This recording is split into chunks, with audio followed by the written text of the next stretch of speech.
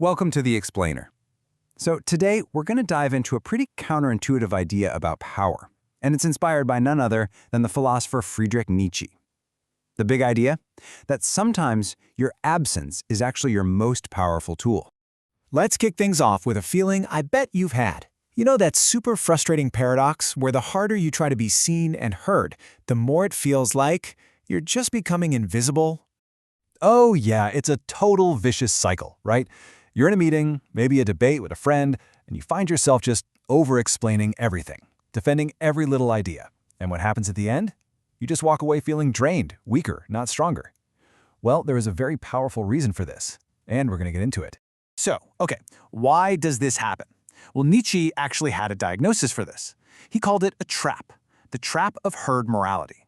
And this is absolutely key to understanding why all those efforts to be seen and heard can completely backfire on you. And this right here really gets to the core of Nietzsche's whole argument. He's basically saying, hey, we've been looking for power in all the wrong places. In our big arguments, our perfect logic, just being the loudest person in the room. He flips that whole idea on its head. He says real strength, it's not in what you say, it's in what you don't say.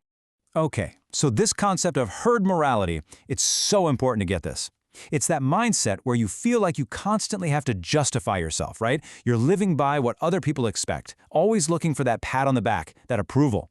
Think about it. The second you feel like you have to explain yourself, you're basically admitting that their opinion has power over you, and that immediately puts you in a position of weakness. And you can really see the difference laid out here. On one side, you've got the person stuck in that herd morality trap. They're reactive. They're always seeking approval. They're playing a game by someone else's rules. But then, on the other side, you have what we're calling the sovereign self. This person is calm, self-possessed. They act from their own internal center of gravity. See, they don't just react to the world, they create their world. They are totally comfortable in silence, because for them, their value just isn't up for debate.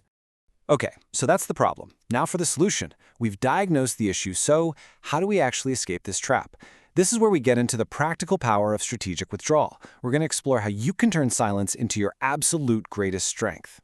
So here's the core issue with being constantly available, always on, always responsive. You become predictable.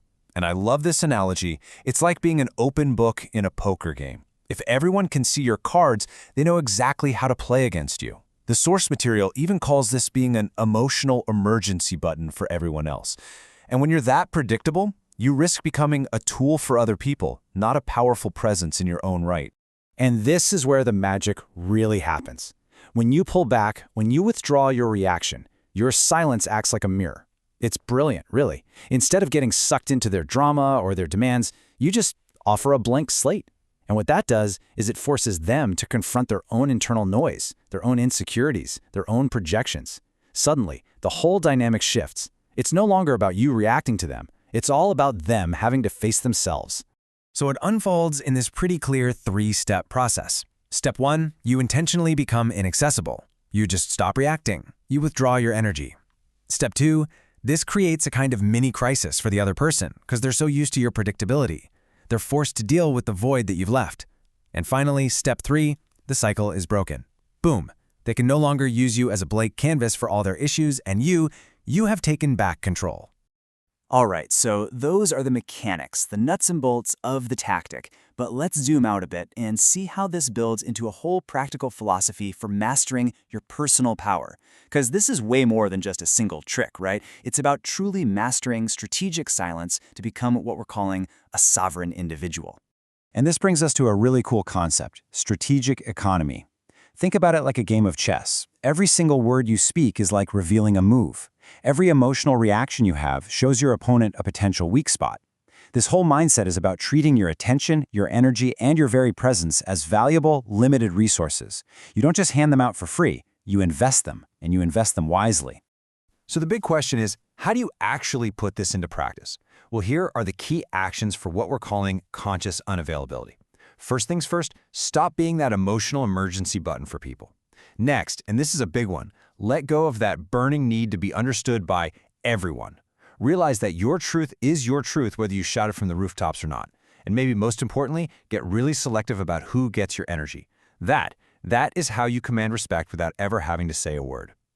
Now, it is so crucial to get this point. This strategy is not about being cold. It's not about being indifferent or passive-aggressive. And it's definitely not about ignoring people you genuinely care about. What it is about is self-ownership. It's about being sovereign, being the king or queen of your own vital energy. It means you are in control of who gets access to you and when. All right, we've covered a lot. We've talked about the problem, that herd morality trap. We've looked at Nietzsche's diagnosis, and we've walked through the solution of strategic withdrawal. So now, let's boil this all down to the ultimate takeaway. This quote right here just captures the entire philosophy perfectly. See, it's not a simple choice between shouting or being silent. The weak, they shout, they react emotionally. The strong, they have the discipline to stay silent. But the truly wise person, that sovereign individual we've been talking about, they understand that both have their place. They choose their tool with intention. And this right here is the fundamental shift in perspective. Most of us are taught that we have to prove our worth through our presence, right? Through our contributions, through our words. This whole philosophy asks you to flip that and consider the opposite, that your true value, your real power, might actually be found in the weight of your absence. Ask yourself this: when you're not there, are you missed? Does your absence create a space that only you can fill?